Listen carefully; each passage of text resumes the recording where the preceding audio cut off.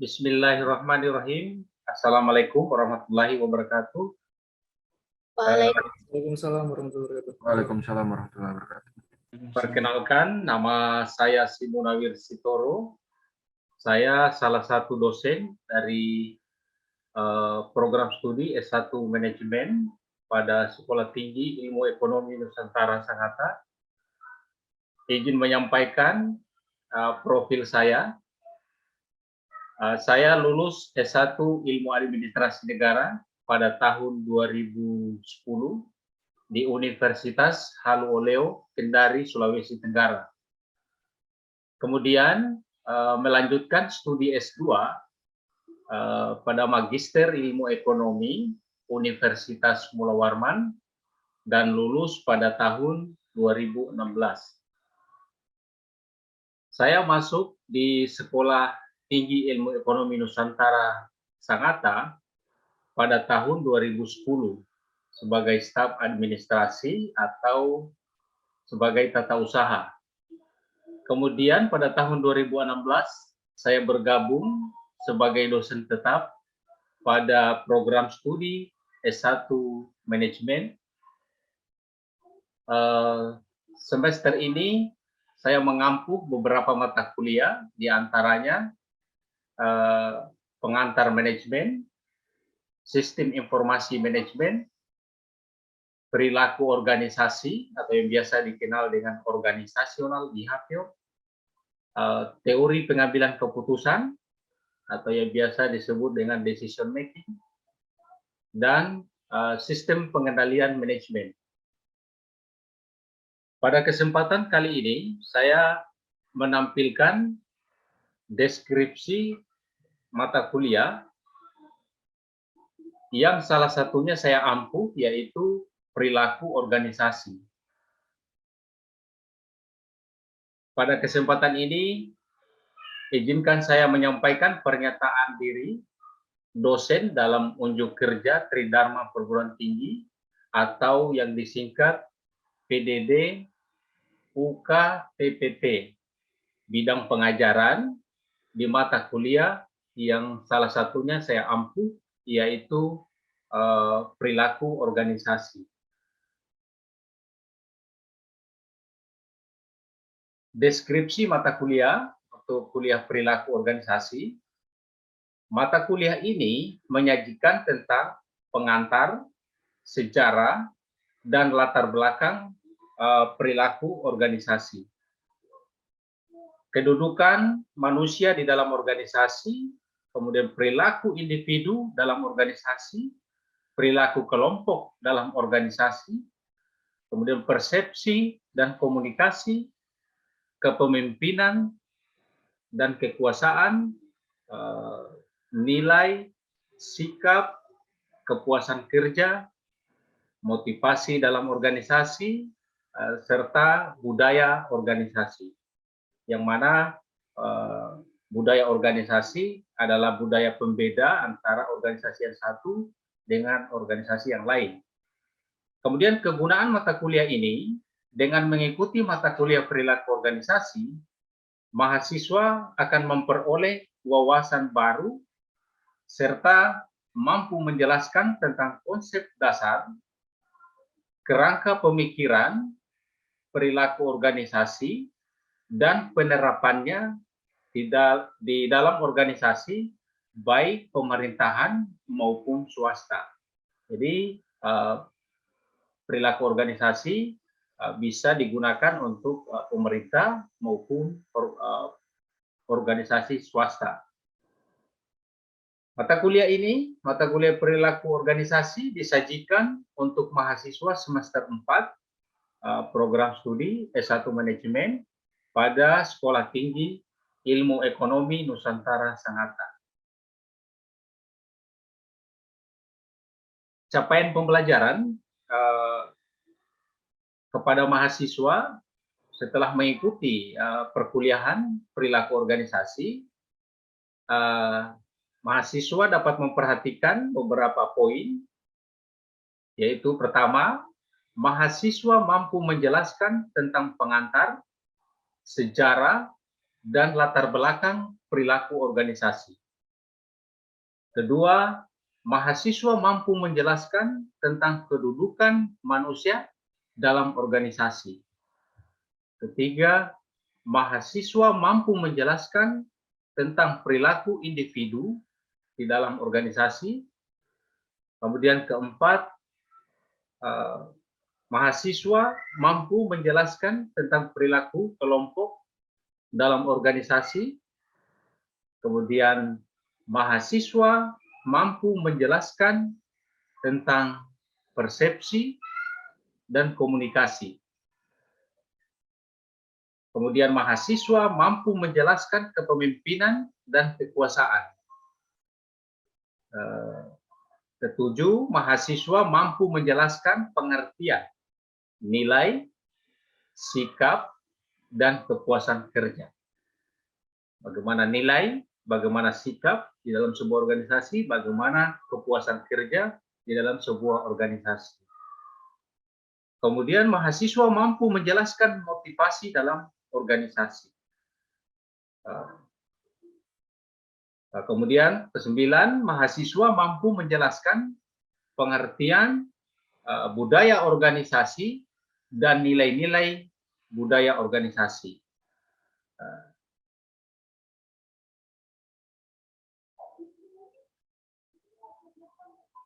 Kemudian kontrak perkuliahan, kewajiban bagi dosen, dosen melaksanakan tridharma perguruan tinggi. Kemudian kedua, merencanakan dan mengevaluasi kegiatan belajar mengajar. Kemudian memberikan penilaian terhadap tugas dan ujian mahasiswa secara objektif. Jadi untuk diperhatikan bahwa dosen bertugas wajib untuk memberikan tugas kepada mahasiswa dan ujian secara objektif. Kemudian keempat, mengembangkan ilmu pengetahuan dan teknologi. Kemudian mendorong mahasiswa senang dan gemar berdiskusi, seminar atau penulisan karya ilmiah. Bagi mahasiswa, wajib pertama melaksanakan tridharma perguruan tinggi, kedua mematuhi peraturan dan ketentuan yang berlaku di lingkungan kampus. Kemudian yang ketiga, mengikuti perkuliahan tepat waktu. Keempat, menjaga fasilitas yang ada di lingkungan kampus.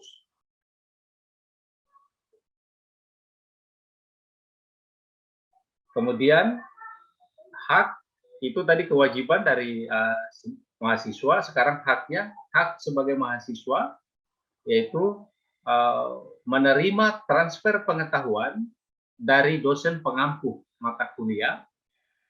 Kemudian menggunakan kebebasan akademik secara bertanggung jawab, ya.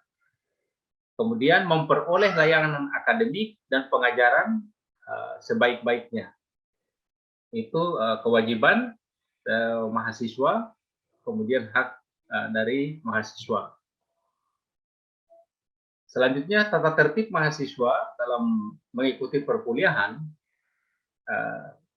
Pertama, mahasiswa fokus pada kegiatan pembelajaran, tidak sambil mengerjakan hal yang lain. Jadi ketika perkuliahan berjalan, mahasiswa tidak diperkenankan untuk mengerjakan hal yang lain. Kemudian diharapkan pada saat dosen berbicara, suara dihentikan atau di-mute agar tidak ada suara lain yang masuk pada saat perkuliahan. Itu baik dilaksanakan secara daring maupun dilaksanakan tatap muka. Kemudian kriteria penilaian. Mahasiswa harus mengetahui bahwa kriteria penilaian dari dosen terhadap mahasiswa yaitu terdiri dari UTS dan UAS. UTS ini adalah ujian tengah semester. Kemudian UAS adalah ujian akhir semester. Ini dilakukan melalui ujian tertulis dengan bobot total 60%. Jadi kepada mahasiswa yang mengikuti perkuliahan, mengikuti ujian tengah semester, kemudian ujian akhir semester dia mendapatkan bobot total 60%. Kemudian yang kedua, nilai aktivitas mahasiswa. Nilai aktivitas mahasiswa seperti keaktifan di kelas, kehadiran, dan nilai tugas, kemudian kuis dan diskusi, itu bobot 40%. Jadi diharapkan dapat mahasiswa memahami bahwa ujian tengah semester dan ujian akhir semester itu dapat bobot 60%, sedangkan keaktifan di kelas dan kehadiran, tugas, mengumpulkan tugas, mengikuti kuis, dan selalu melakukan diskusi itu dengan bobot 40%. Di sini dapat dilihat bahwa nilai penilaian jika mendapatkan nilai A itu dapat angka 80 sampai 100. Kemudian untuk mendapatkan nilai B berarti nilai 70 sampai 79. Kemudian C itu 50 sampai 69. Dan seterusnya D 40 sampai 49. Dan E yang biasa dikenal dengan tidak tuntas atau error itu 0 sampai 39. Itu kriteria penilaian dosen pada mata kuliah perilaku organisasi. Baik, terima kasih atas perhatiannya.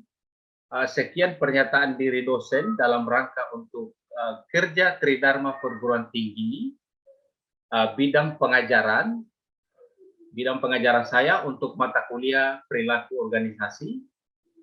Selanjutnya ada video terkait pembelajaran yang saya lakukan tentang mata kuliah saya, yaitu perilaku organisasi atau yang dikenal dengan organizational behavior, pengantar perilaku organisasi.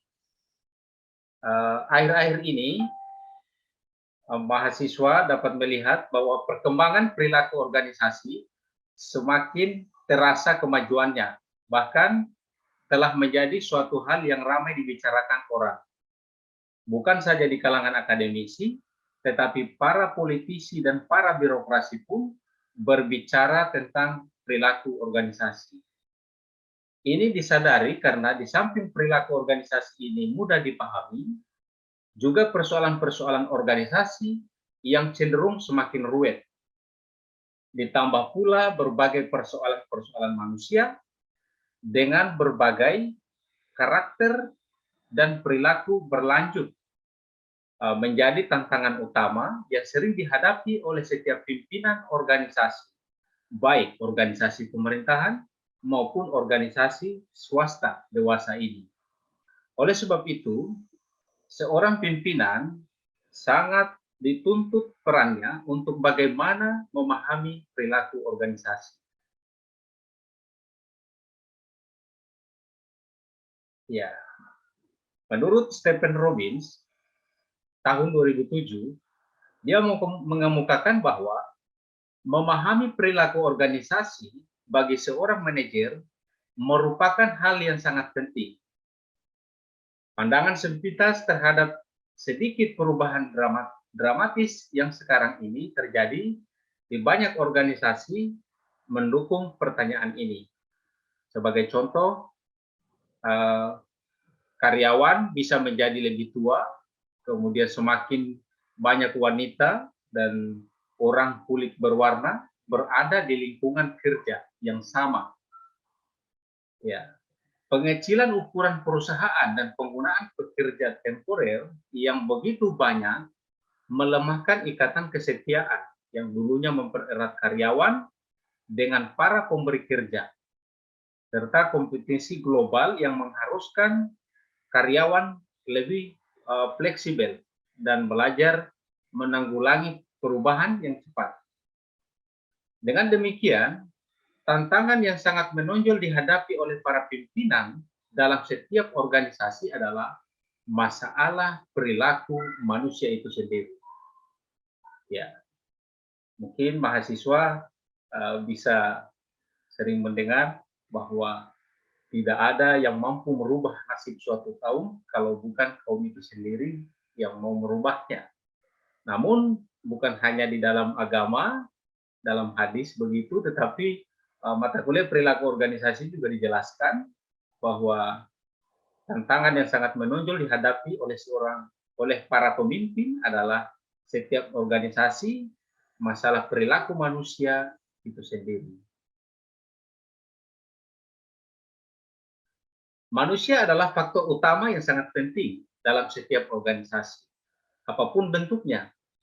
Jadi ketika manusia memasuki dunia organisasi, maka itulah awal perilaku manusia yang berada dalam organisasi itu. Oleh karena persoalan-persoalan manusia senantiasa berkembang berdasarkan situasi dan kondisi semakin sulit dikendalikan. Maka persoalan-persoalan organisasi dan khususnya persoalan perilaku organisasi semakin hari semakin berkembang. Perilaku organisasi hakikatnya mendasarkan pada perilaku itu sendiri.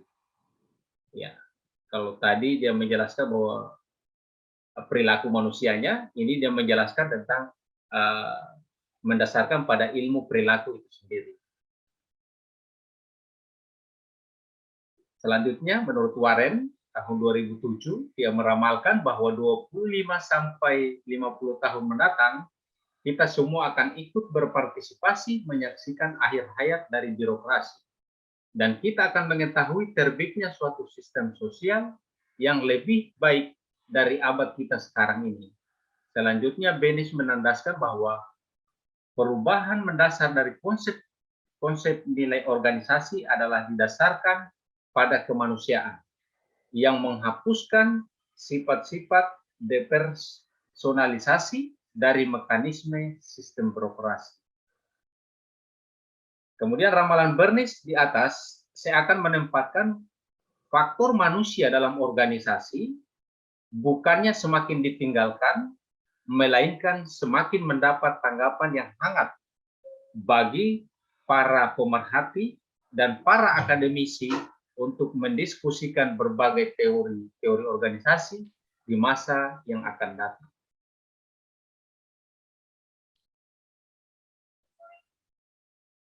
Selanjutnya, masih menurut Miftah Toha, berpendapat bahwa terdapat 3 dimensi pokok dalam setiap mendiskusikan teori organisasi yang tidak bisa diabaikan.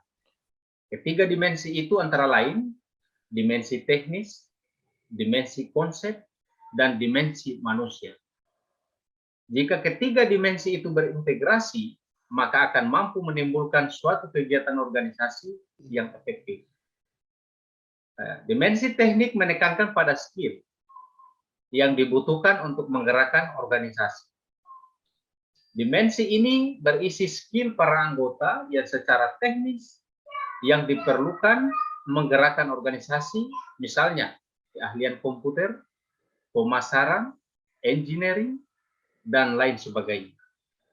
Tanpa skill yang dimiliki oleh anggota organisasi, maka pasti organisasi tidak berkembang atau stagnat, tidak berkembang. Kemudian dimensi kedua adalah dimensi konsep. Dimensi konsep ini adalah merupakan motor penggerak dari dimensi pertama dan amat erat hubungannya dengan dimensi ketiga, yakni dimensi manusia. Jika para birokrat dalam bekerja hanya mengandalkan dimensi pertama dan mengabaikan dimensi kedua, atau bahkan menelantarkan dimensi ketiga, maka akan menimbulkan suatu iklim yang tidak respektif terhadap faktor pendukung utama organisasi, yakni manusia. Ya, saya bertanya dulu ke Zakaria. Halo, Jakaria. Halo, Pak. Jakaria bisa menjelaskan apa itu organisasi?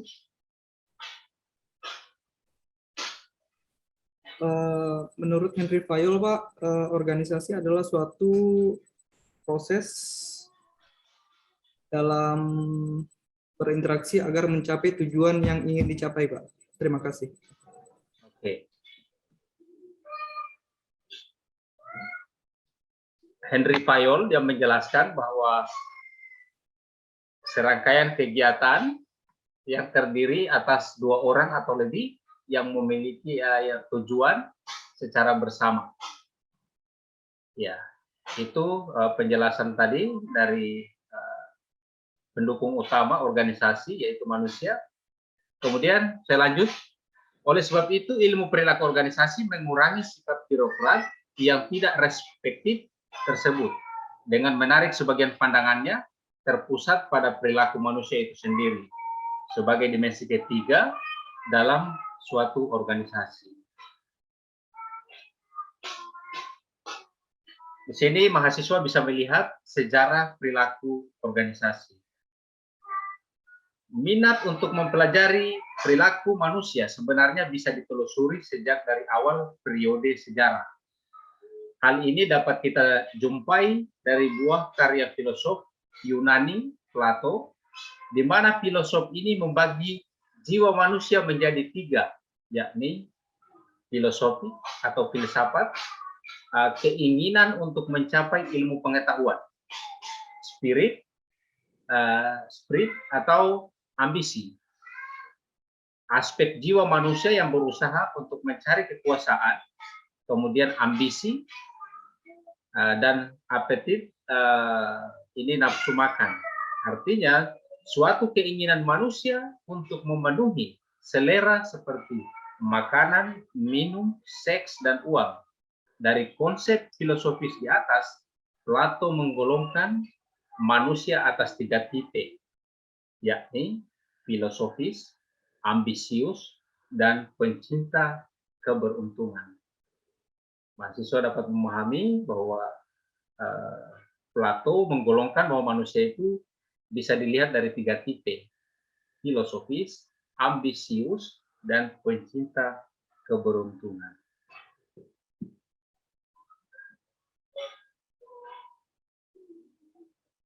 Oke, saya lanjut lagi.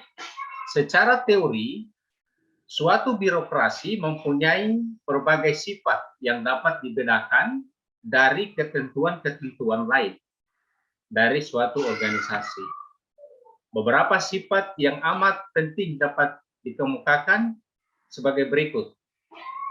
Pertama, adanya hierarki yang berkembang,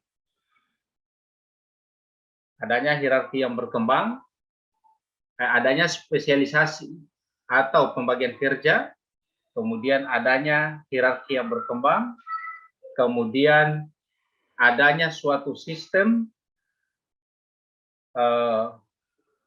dari suatu prosedur dan aturan-aturan, kemudian adanya hubungan-hubungan kelompok yang bersifat impersonalitas, kemudian adanya promosi dan jabatan yang berdasarkan atas kecakapan.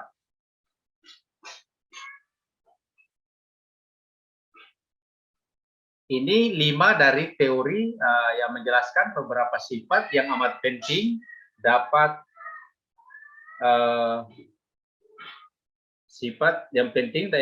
dikemukakan. Nah, ini jadi secara teori birokrasi mempunyai berbagai sifat yang dibedakan dari ketentuan-ketentuan lain dari suatu organisasi.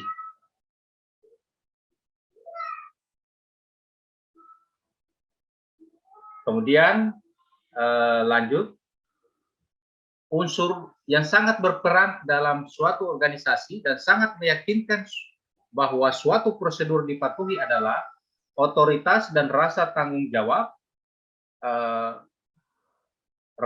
jawab yang dipunyai oleh para penjabatnya. Untuk itu Weber berpendapat bahwa seorang pejabat dapat memperoleh otoritas dengan mengidentifikasi sumber-sumber otoritas sebagai berikut. Pertama, otoritas yang rasional dan sah. Hal ini diciptakan oleh tingkat dan posisi yang dipegang oleh seseorang pejabat di dalam suatu hierarki. Kemudian yang kedua, otoritas yang tradisional ini diciptakan oleh kelas-kelas dalam masyarakat dan juga oleh adat kebiasaan. Otoritas karismatik ini ditimbulkan oleh potensi kepribadian dari penjabat. Kemudian hakikat manusia. Siapa yang bisa menjelaskan? Mungkin ada yang bisa menyebutkan hakikat Saya, Pak. manusia ada berapa? Ada 4, Pak.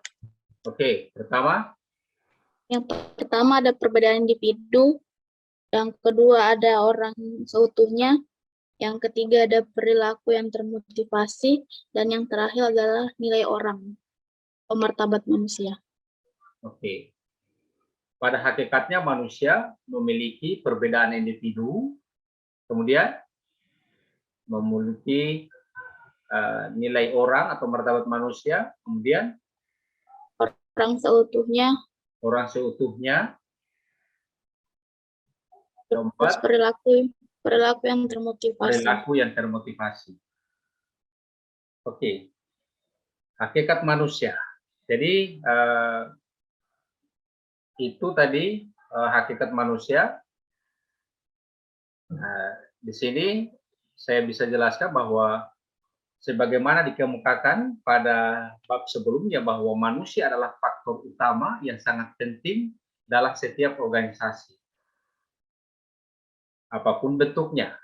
Jadi ketika manusia memasuki dunia organisasi dan beraktivitas di sana, maka itulah awal perilaku manusia yang berada dalam organisasi itu.